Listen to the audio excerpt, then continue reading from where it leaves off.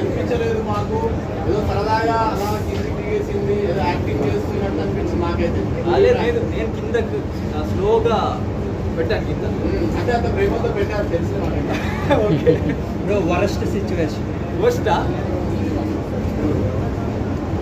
Big Boss ఇంట్లో అదే గడ్డం తీయాలని ఒకసారి వచ్చింది కదా, అదే నాకు వర్స్ట్ సైక్ అయింది చూసి ఒకసారి, తర్వాత తీయనని చెప్పానులే ఆ టైం. హౌస్ లో కుకింగ్ ఎవరు బాగా చేశారు? హౌస్ లో కుకింగ్ బాగా ఎవరు చేశారు? కుకింగ్ హౌస్ లో తేజ అనుకుంటా, తేజ బాగా చేస్తారు కుకింగ్. అన్న మీ ఎలిమినేషన్ కరెక్ట్ అనుకోండి, ఫేర్ అనుకుంటున్నారా అన్ఫేర్ అనుకుంటున్నారా మీరు? ఎలిమినేషన్ ఫేరే బ్రో. అక్కడ ఏమంటే లైక్ నా ప్రకారంగా నాకు ముందు ఒక ఇద్దరు వెళ్ళాలి, బట్ వాళ్ళు నామినేషన్కి రాలేదు, ఎలాగో సేవ్ అయ్యారు. సో దానివల్ల నేను బయటకు వచ్చాను. చాలా మంది బిగ్ బాస్ స్క్రిప్టెడ్ అంటారు, సో మీరు వెళ్ళొచ్చారు, ఇప్పుడు మీరు ఏమంటారు? What will you say in your words? 100% real.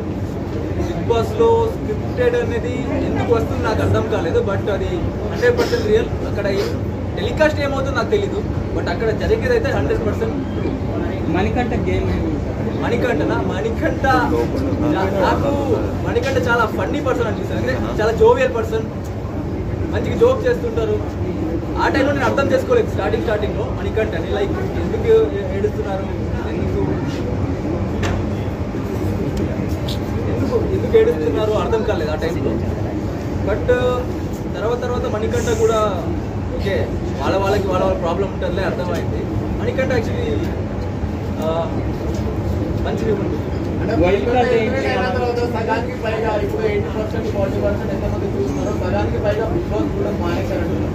Okay, ఆ మణికంఠ అంత ఫ్యాన్ బేస్ ఉందని అక్కడ తెలియదు, ఇప్పుడు బయటకు వచ్చినప్పుడు తెలిసింది. ఇప్పుడు బిగ్ బాస్ చేసే తప్పే అనుకోవటం లేదు, మణికంఠనే వెళ్తాను చెప్పాను అక్కడ. మణికంఠ సేవ్ అయ్యాడు, బట్ మణికంఠనే వెళ్తాను చెప్పారు.